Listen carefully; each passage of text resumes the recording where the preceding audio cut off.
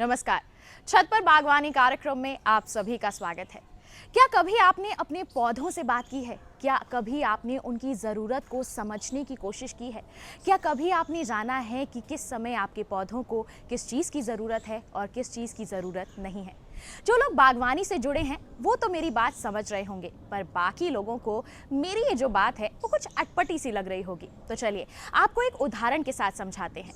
एक छोटा बच्चा जिस प्रकार एक इशारे भर से अपनी माँ को समझा देता है कि उसे किस चीज़ की ज़रूरत है, वैसे ही हमारे ये पौधे होते हैं। ज़रूरत होती है उनके इशारे को समझने की। तो फिर चलिए आज के हमारे इस कार्यक्रम में हम आपको ले चलते हैं एक ऐसी छत पर जहां पर एक्सपर्ट हमें जानकारी देंगी पौधों की ज़रूरतों के बारे में। तो चलिए आज के कार्यक्रम की शुरुआत करते हैं।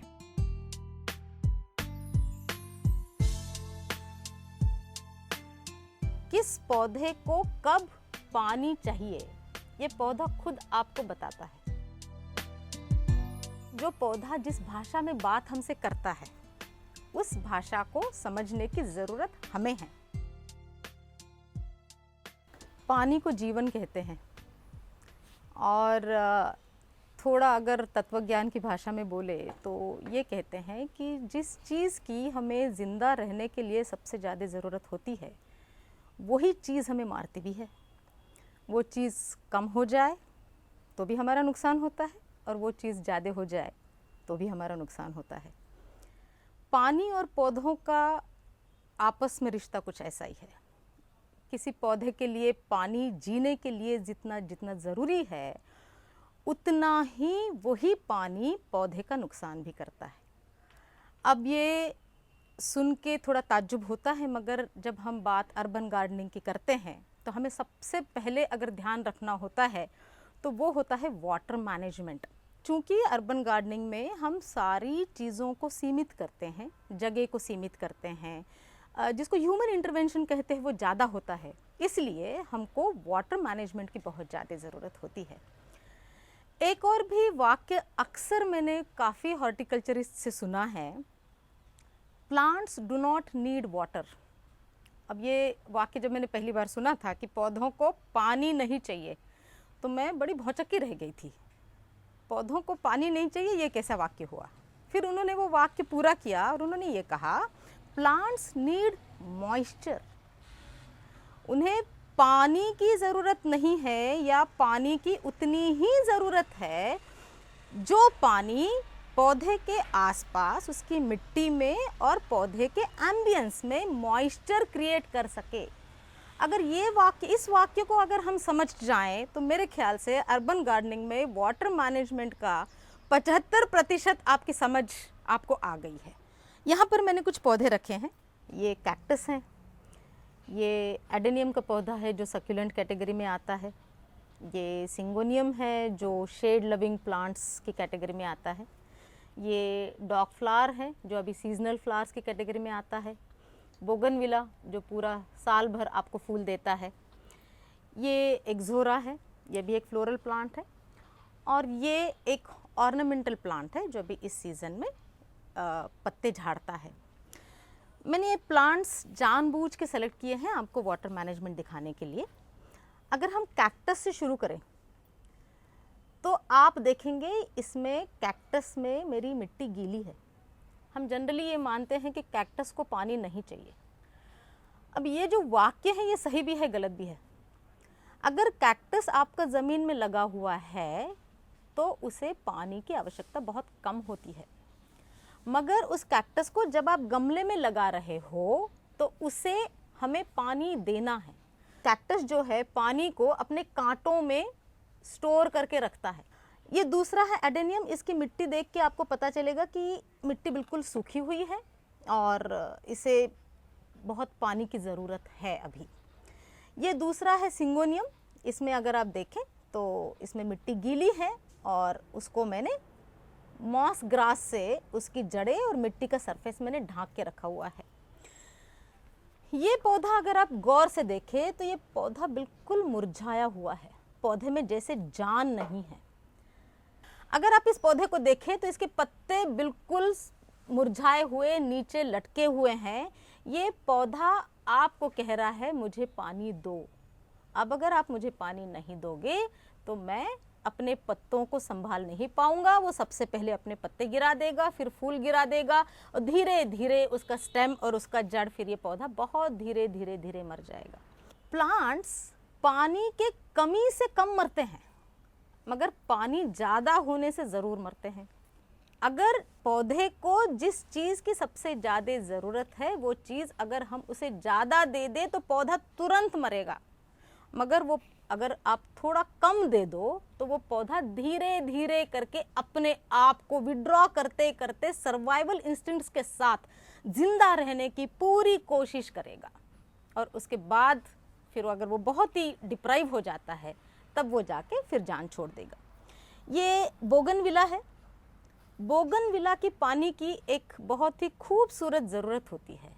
जितना आप इसे पानी कम दो वो उतना फूल आपको देगा, और जितना आप इसे पानी ज़्यादा दो वो सिर्फ पत्ते पत्ते देगा। पौधा बहुत हरा भरा और हेल्दी दिखेगा, मगर उसमें फूलों की मात्रा कम हो जाएगी।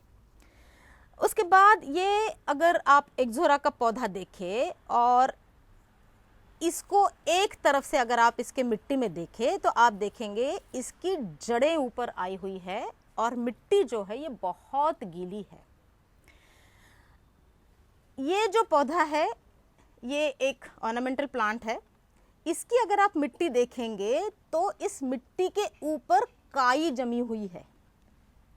अब हमने कैक्टस और सक्यूलेंट की ड्राई मिट्टी से लेके काई जमी हुई मिट्टी तक हमने सारे कंटेनर्स और अलग अलग पौधों को, और एक बेचारा प्यासा पौधा, ये भी सारा हमने देख लिया।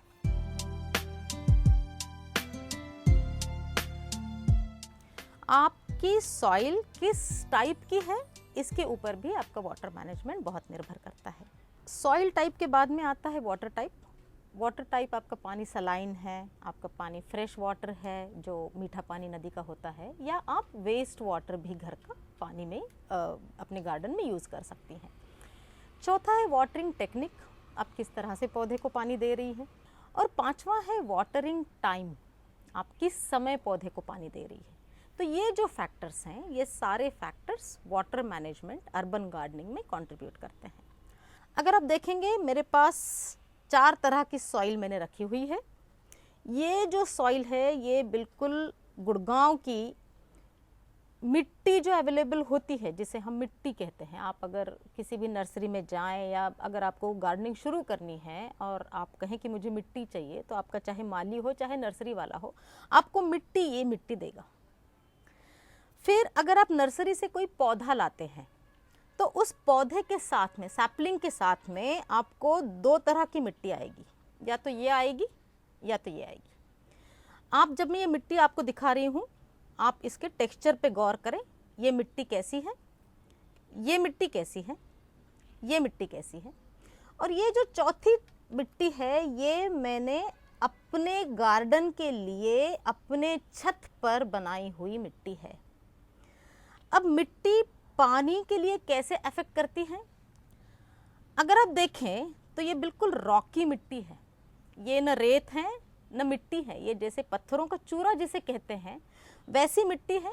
इसकी पीएच वैल्यू बहुत ज़्यादा है। इस मिट्टी का गुणधर्म ये है कि आप इसमें जितना पानी डालोगे ये बाइंड होती चली जाएगी, ये बांधती चली जाएगी। अगर आप इस मिट्टी में आपका पौधा लगाएंगे और उसे पानी देंगे तो जड़ों के आसपास ये मिट्टी टाइट करती चली जाएगी, जड़ों को हवा नहीं मिलेगी और वो पौधा जो है धीरे धीरे अपनी हेल्थ और अपना लाइफ खो देगा। जब भी कोई पौधे उत्तर प्रदेश से आते हैं वो जनरली इस टाइप के मिट्टी में आते हैं। जब भी कोई पौधे कलकत्ता या बैंगलोर से आते हैं वो जनरली इस तरह से इस मिट्टी में आते हैं। अब अगर आप ये दोनों का टेक्सचर देखें तो ये जो टेक्सचर जो है जिसे लोम सॉइल कहते हैं, उस लोम सॉइल के टेक्सचर में है। लोम सॉइल माने क्या, जो थोड़ी ग्रैन्युलर हो, जो बाइंडिंग ना हो। इसमें जैसे आप देखेंगे इसमें थोड़ा रेत का प्रमाण भी आपको दिख रहा है। रेत की वजह से जो आप पानी डालोगे वो पानी जल्दी ड्रेन होता चला जाएगा और पौधे के जड़ में रुकेगा नहीं। और ये जो मिट्टी है ये भी ग्रैन्युलर है। इसमें अगर आप देखेंगे इसके जो काले काले जो कंपोनेंट्स आपको दिख रहे हैं इसमें ह्यूमस है, और इसमें अगर आप पानी डालेंगे तो ये पानी ले लेगा, इसका ह्यूमस जो है उसको जितना पानी चाहिए उसको रिटेन करेगा और बाकी का जो पानी है वो ड्रेन हो जाएगा। अब जैसे मैं गुड़गांव में रहती हूँ तो मुझे न ये मिट्टी मिलती है न ये मिट्टी मिलती है, मुझे मिलती है ये मिट्टी, और इस मिट्टी के साथ में मुझे एक प्रॉपर मिट्टी मेरे पौधों के लिए तैयार करनी है, जिसमें मैं अपने पौधे मेरे पानी के मिसमैनेजमेंट के कारण मैं उसे ना मारूं, और साथ ही साथ मिट्टी का जो एक न्यूट्रिशन होता है वो मेरे पौधे को मिलता चला जाए। तो अगर आप इसका टेक्सचर देखेंगे, ये ग्रैन्युलर भी है, इसमें खूब सारा ह्यूमस है, इसमें थोड़ा रेत का प्रोपोर्शन भी है, और ये जो मिट्टी है अगर मैं इसमें पानी डालूं तो जितना मॉइस्चर चाहिए उसे रख कर बाकी सारा पानी जो है इसके नीचे से ड्रेन कर देगी। तो ये हो गया, सॉइल भी हमारे पौधे के वाटर मैनेजमेंट में इफेक्ट करती है।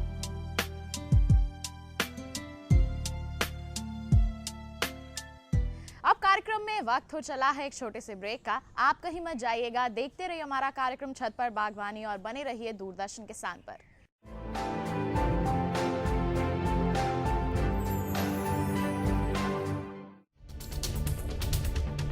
हम आ रहे हैं आपके गांव। घूमते फिरते का कारवां पहुंच चुका है मथुरा में। हम आप पहुंचे हैं कांगड़ा जिले में। सामान्य ज्ञान के पूछेंगे सवाल। वार्षिक पुष्कर मेला किस राज्य में आयोजित किया जाता है? इनमें से क्या जैविक रूप से नष्ट नहीं होता है? इसके लिए इनके पास 4 ऑप्शंस हैं।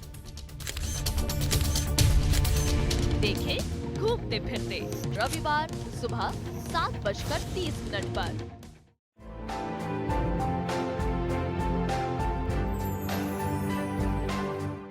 छत पर बागवानी कार्यक्रम में ब्रेक के बाद आप सभी का स्वागत है। पौधे हमारे साथी होते हैं, हमारे अकेलेपन में हमारा खूब साथ निभाते हैं। पौधों का साथ यूं ही बना रहे, इसके लिए ज़रूरत है उन्हें समझने की। तो फिर आइए कार्यक्रम को आगे बढ़ाते हैं और पौधों की ज़रूरतों को समझने की कोशिश करते हैं।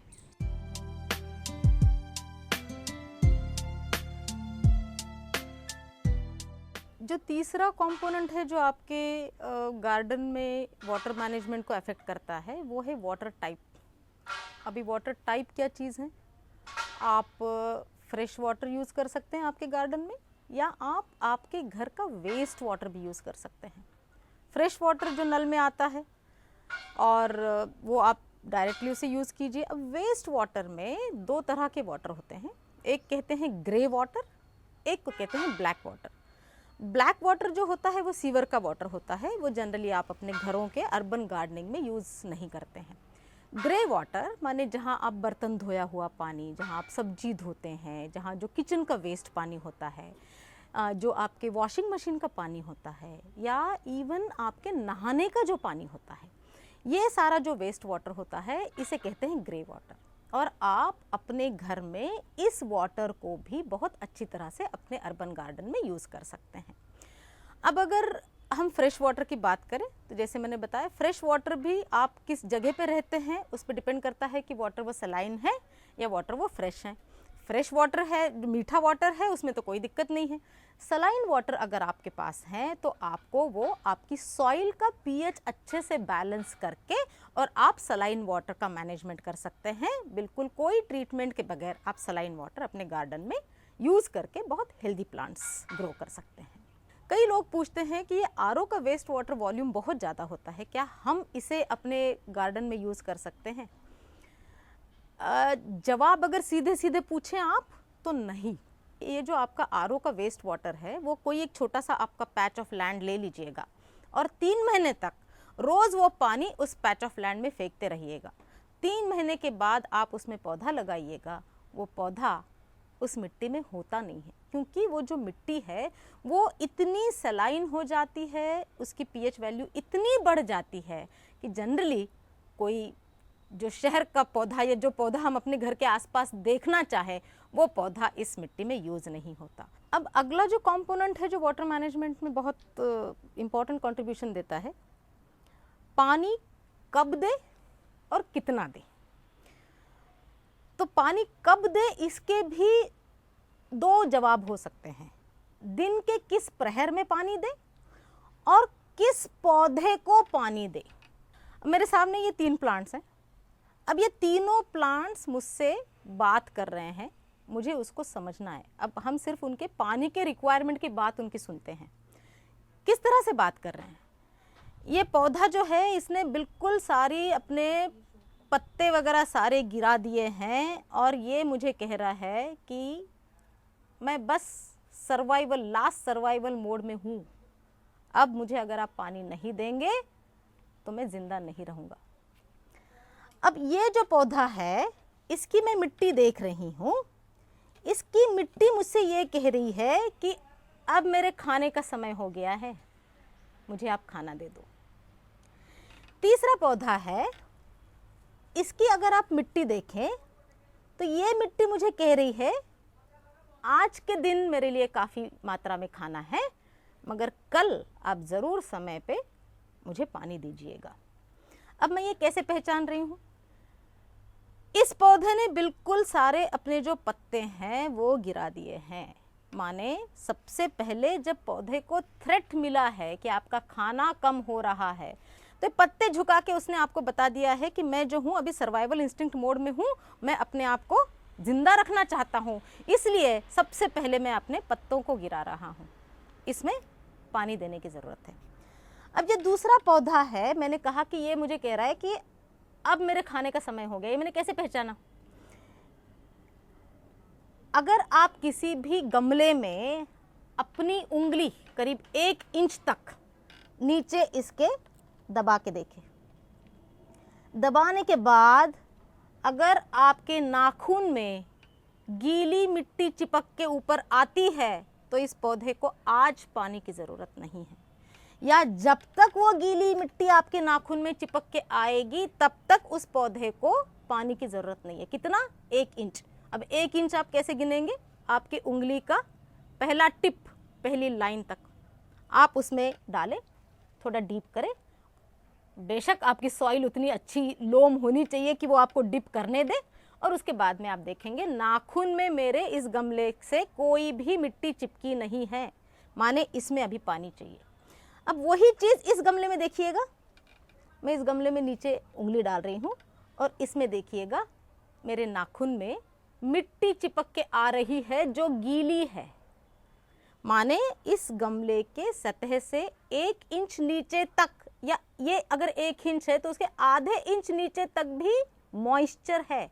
पानी तो हमें चाहिए नहीं, मॉइस्चर है, और इसलिए इस पौधे को मैं 1 और दिन या आज के दिन अगर पानी नहीं दूं तब भी चलेगा।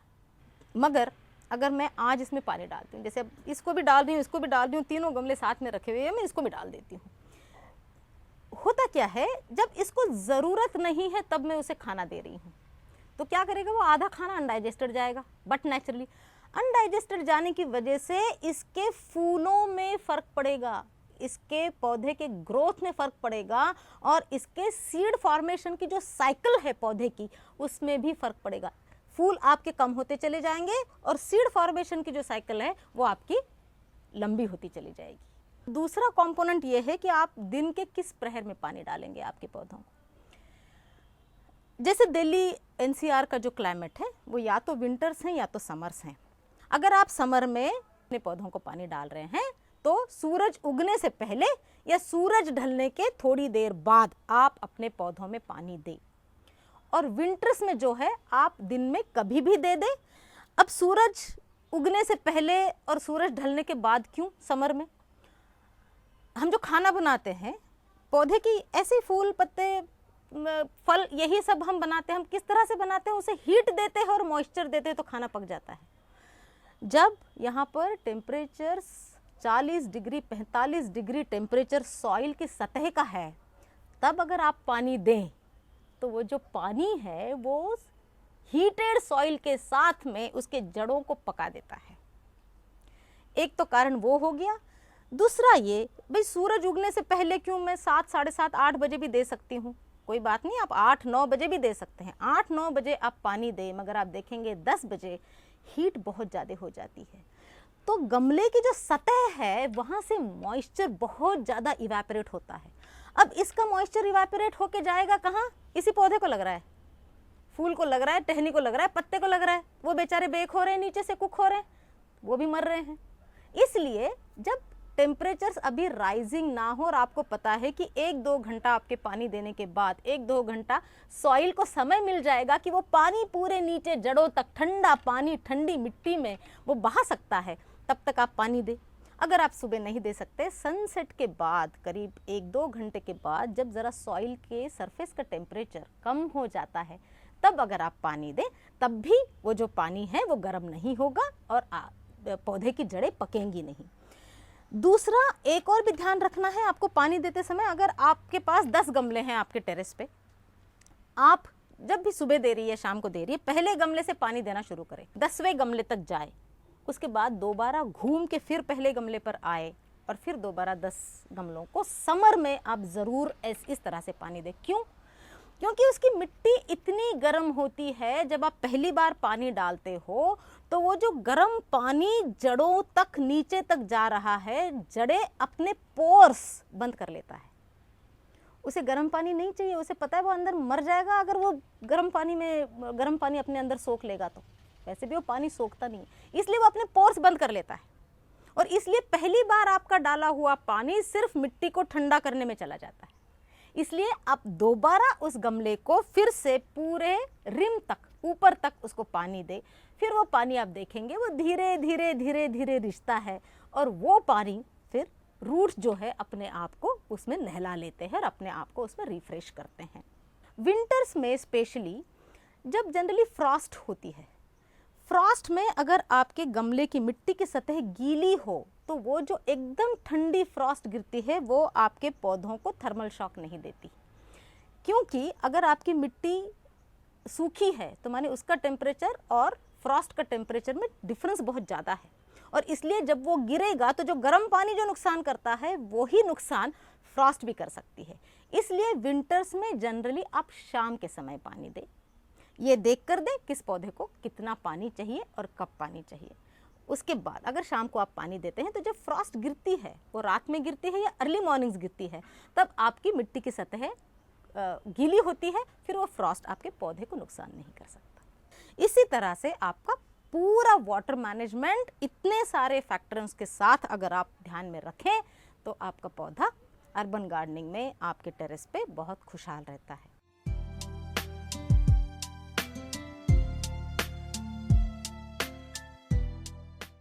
तो आज के हमारे इस कार्यक्रम में हमने जाना पौधों की ज़रूरतों के बारे में, पौधों की भाषा और उनके इशारों को समझा। आज के हमारे इस कार्यक्रम में बस इतना ही। अगली कड़ी में हम आपको जानकारी देंगे कि पौधों को किस तरीके से, कितनी मात्रा में पानी देना चाहिए, जिसे वाटर टेक्निक भी कहा जाता है। तो आप इंतज़ार कीजिए हमारी अगली कड़ी का। तब तक के लिए हमें दीजिए इजाज़त। नमस्कार।